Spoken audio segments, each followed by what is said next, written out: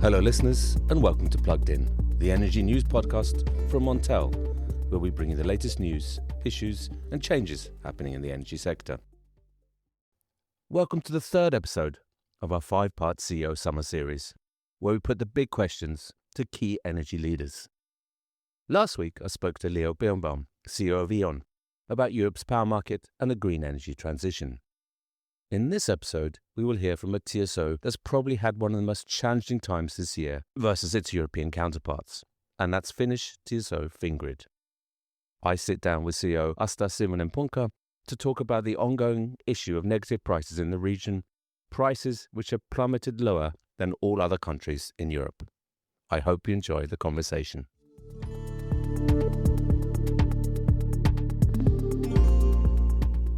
A warm welcome to you, Asta. Thank you, Richard. I'm really happy to be here and to discuss with you these current electricity and energy topics today. Certainly, there's always a lot happening, Asta. But let's start by a little bit look back. Could you tell me a little bit about the changes that have occurred since you started? What are the biggest changes as you see them since you started in the industry, Asta? So that is really a long time ago. So I started as the energy market regulator in 98.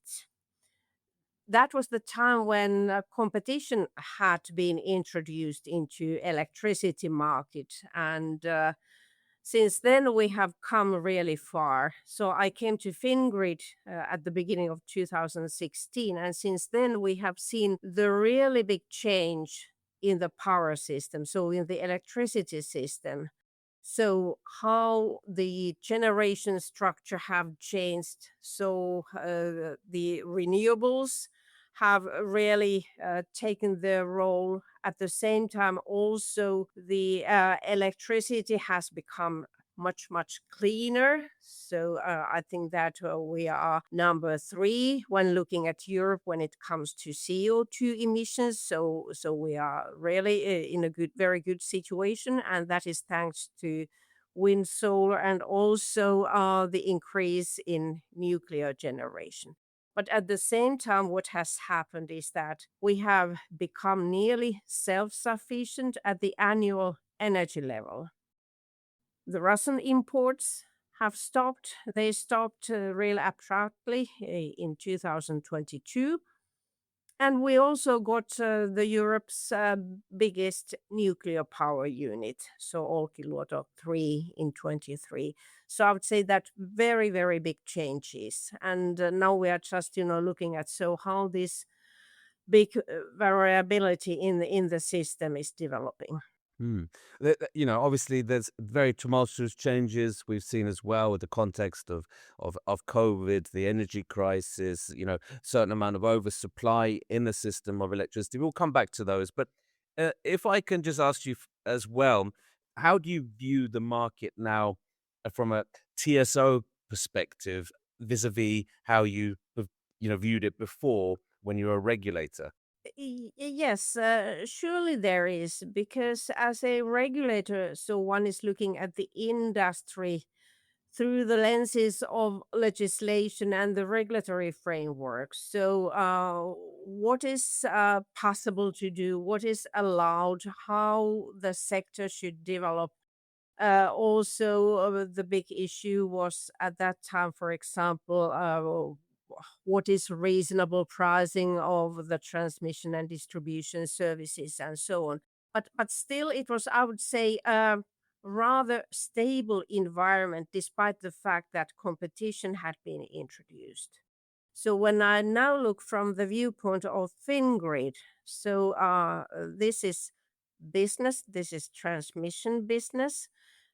There are big I would say challenges. So how do we keep pace with developing the transmission network while the generation and hopefully also the consumption will be changing quite rapidly. Also, how to cope with the increasing degree of variability in the system as TSO, of course. So we are responsible for balancing the system. So we have balance responsibility and also the responsibility for the whole system so that the lights are on. I mean, that's quite a huge responsibility on your shoulders because if anything does happen to the system, the fingers will point it at you, will they not, Asta? So they'll say, "Why did you let this happen?" That's certainly what we're seeing in other parts of Europe, maybe. Yes, and I think that that is something that is quite understandable. So we have been given the responsibility, and we need to live up to that. I would say that risk management is in our DNA.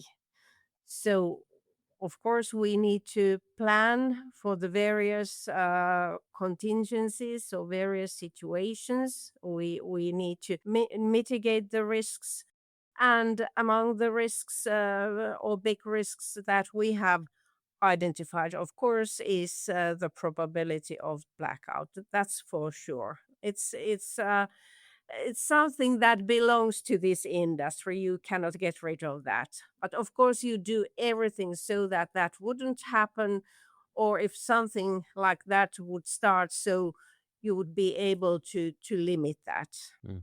I mean, often you hear from, for example, the trading community that maybe the grid operators are too much on the side of caution. But of course, your responsibility is to make sure there are no blackouts and the lights do stay on. So it's quite a fine balance, isn't it, Asta?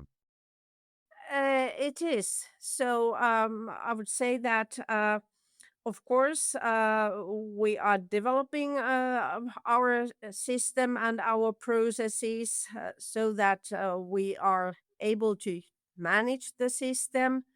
But at the same time, we need to be able also to develop the system. So the system is enlarging. It becomes I have used the word challenging quite many times, but I think that that is the right one to say. So, and I think that this is something that you see all over Europe, I would say also globally. So, in the old world, so it was easy that you had quite a lot of controllable generation, and generation was the one to be then adjusted to consumption. But now you have the generation when it's windy or when there's the sun. And then I think that not the whole consumption side has adapted the idea that they need to be the one who adjusts to the generation. So when that is available. So this is a big paradigm change. Mm. More shifting to the demand, to the users of electricity rather Mm. than those generators. That is a huge change. Well, I want to turn to some of the challenges a bit later on in our discussion, Asta. But I want if you take another look back and say what has surprised you the most since you started in the energy sector since 1998. So oh, I would say that what has really surprised me is how fast then the system has changed. So the launch of competition and the liberalization, they were something that were planned, and the rules were set for that, and the regulators were established for that. And then what came were the targets at the European level for renewables. And with the feed-in tariffs, so how the wind industry, wind generation sector, so how that started to develop. So from Finland, so we were looking at what is happening in Germany, what is happening in Denmark, and Finland also introduced its feed-in tariff in the early 2010. And then, for example, some specialists or experts were saying that the Finnish system can take 2,000 megawatts of wind generation capacity at the maximum. Currently, we are above 8,500. And the consumption hasn't increased. And there has been really a big change in, as I said, in the generation structure and in the whole system. And how it started to move forward, market based. So the start with the feed-in tariff, but very soon in Finland and also in many other countries, wind power became the cheapest. Maybe solar in some countries where that is available, but here up in the north you just cannot rely totally on solar. So wind blows the year round. But it became the cheapest type of generation, and since then, we have really seen this massive change. But at the same time, what has happened, so the very, very good sides of this development, so there has been this very big increase in self-sufficiency. There has been this very big change when it comes to how clean electricity is. And also, so we have got a more decentralized system, even though at the moment, so there are certain places in Finland, in the country, so where wind generation is currently concentrated, but still compared with the old system. I mean, as you said, it's a rapid change. That's an exponential growth in renewables that no one could have foreseen 10, 15 years ago. You're absolutely right. And I'd like to, move on to some of the particular issues that Finland and the wider European market also face. And the first of that is that, paying people to use electricity, so negative prices. That's been a big issue in Finland in the last couple of years. Could you explain some of the underlying reasons for why we see negative prices and how you think the situation could change, Asta? Mm.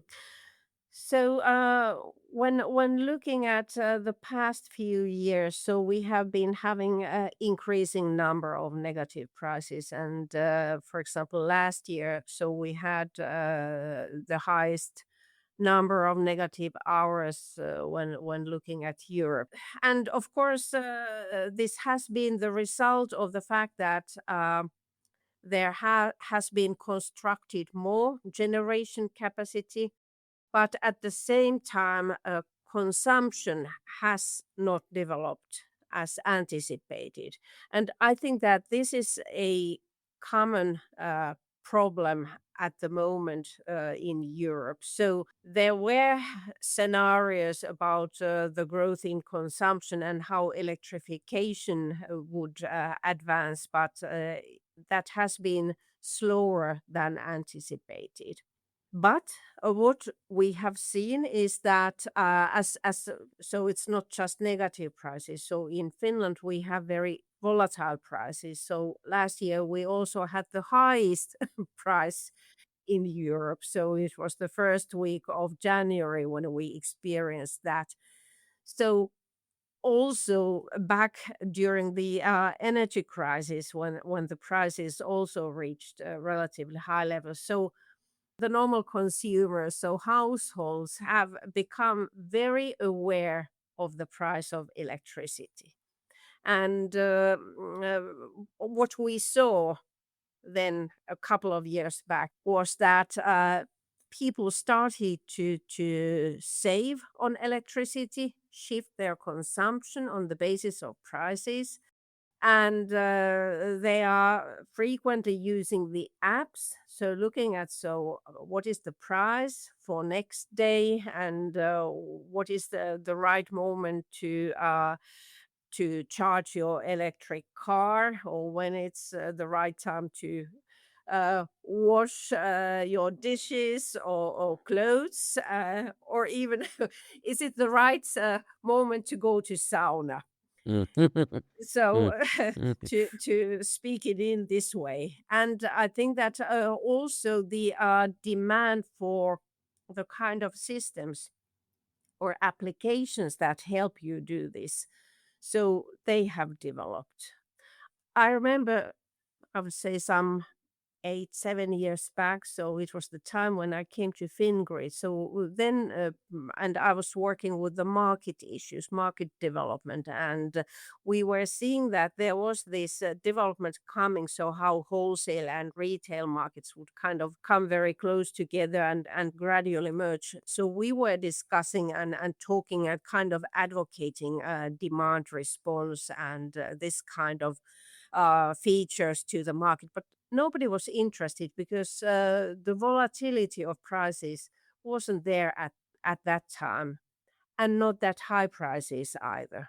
But now the volatility, it's also what it does is that it creates earning possibilities. We see very lively investment environment for battery storage capacity, for example, in Finland at the moment.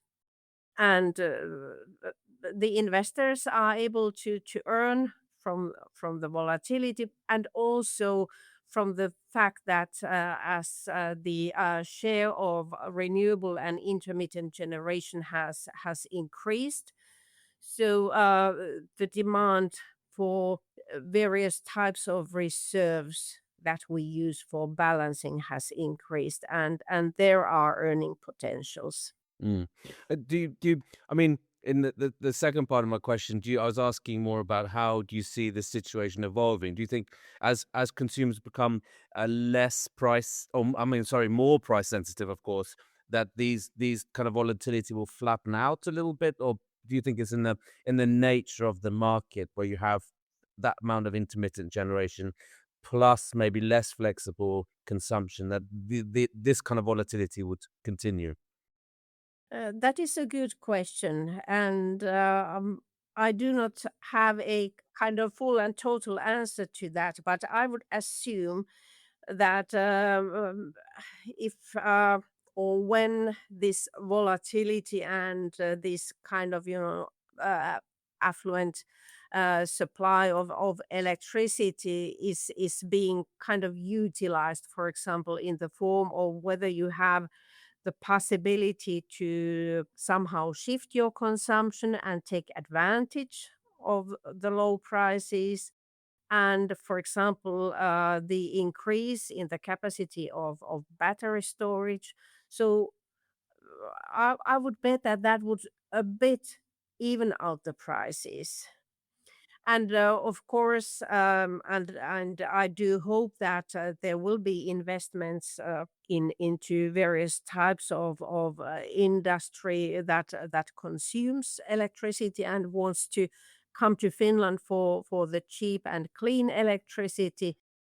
So that will also then have an effect on the prices. Of course, it's a kind of circle. So when then the prices would go up a bit, so there are already now investments into generation capacity, so investment decisions made, but the investors are just waiting with their investments so that the price would become a bit better for them. Mm. I mean that leads me very nicely to my next question, Asta, and about a hot topic at the moment, if you like, data centers. How do you view them, and what role do you see them having in increasing demand in Finland in the coming years? Demand for electricity. Mm.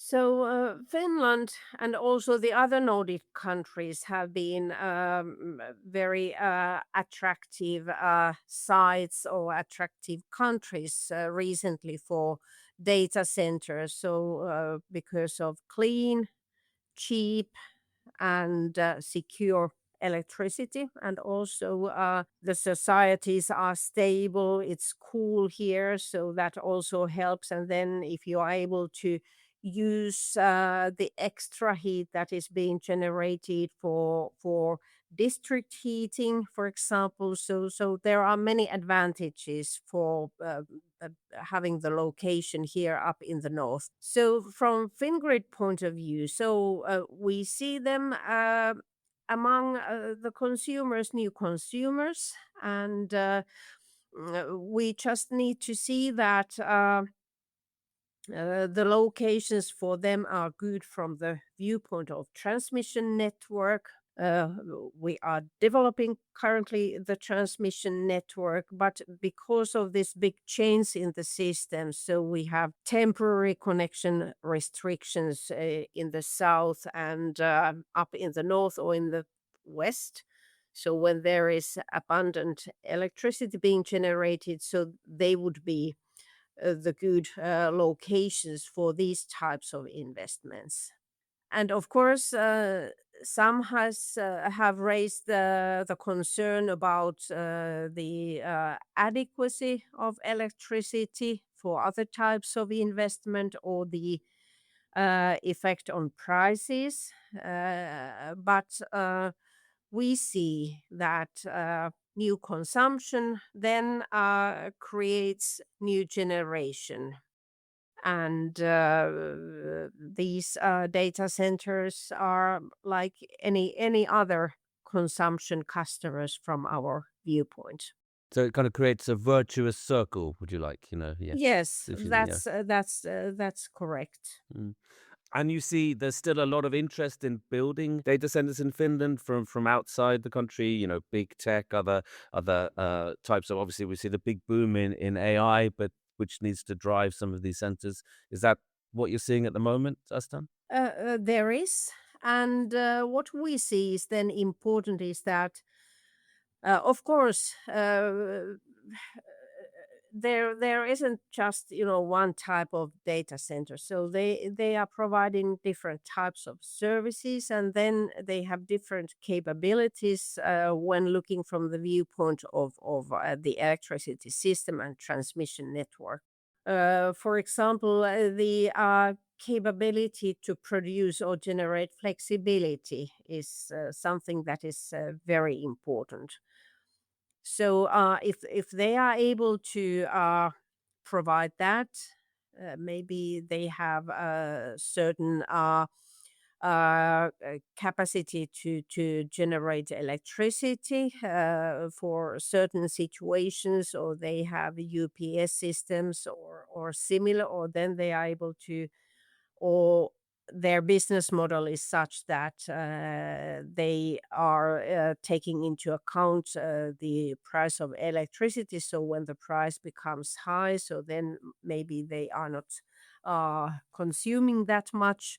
So I think that taking into account those features are very relevant, and the ability to be flexible, and that would be very important when looking at their role and possibility to have and place them in our system. Mm. Absolutely. I mean, a final question now. I think you've highlighted the massive growth in renewable generation in Finland, and Finland also has a very rich and is very proud of its nuclear heritage. How can these two forms of generation coexist? Because it is problematic in other parts of Europe, but Finland seems to manage it quite well. Or is that, well, that's the understanding from outside the country? Would that be a fair assumption? So I think that one of the strengths of Finland has been this versatile production or generation array. So we have not just relied on one source of generation capacity, but we have had quite a few. So nuclear, hydro, now then renewables, especially onshore wind, solar is growing, then biomass, and of course, when looking at nuclear, so the current fleet of generators, so they are very important from the viewpoint of our country. And I think that when thinking about adequacy, so we need to have a long perspective and then think about that in a country like ours. So where there is winter, it can be very cold, it can be, or it will be dark. And during those times, so it might be so that there is no wind. Usually when you have very low temperatures, so it's, there is no wind. So we need to have some kind of capacity that is able to produce energy. And from this viewpoint, nuclear is very beneficial, very good. Mm. But is it flexible enough to manage the intermittent wind as well, Asta? For flexibility, I think that we need to look at other, solutions. They have been discussed quite recently, for example, in the context of non-fossil flexibility support. So what that could be, so some non-fossil fuels and used by certain, whether it's motor engines or how power engines or something like that. So the kind of capacity that is already, or technology that is already currently available. So that could be something. And we see the increase in battery capacity. We need to have more demand response and that kind of things. And I have to say that we currently have quite a few of these current nuclear plants in our reserve power markets. So they are able to provide flexibility through the markets as well. Asta, thank you for a wonderful overview of the challenges we faced and the current situation in Finland, but also a very interesting look back at when you started in this very vibrant and interesting sector. So thank you very much for being a guest on the Plugged In podcast, Asta. Thanks a lot. I hope you enjoyed this episode with Asta. Join us next week for the 4th episode of our CEO Summer Series, where I speak to Jan Rystad, CEO and founder of energy research and intelligence company Rystad Energy. The concept of a small modular reactors sounds fantastic. The point is we haven't seen any one of them, even in an investment decision. They need to be airplane crash secure. They need that kind of protection that is not really scalable. So then it will be even more expensive. Thanks for listening to this episode of Plugged In. If you enjoyed this discussion, please like, rate, and follow to make sure you get the latest podcast episodes as soon as we release them every Friday. We'd also love to read your reviews of the podcast. It helps us to keep up to date with what you, our listeners, think of our podcast and what content you want to receive more of. Finally, you can head to montelnews.com for more news and analysis from our team of journalists across Europe and beyond. See you next time.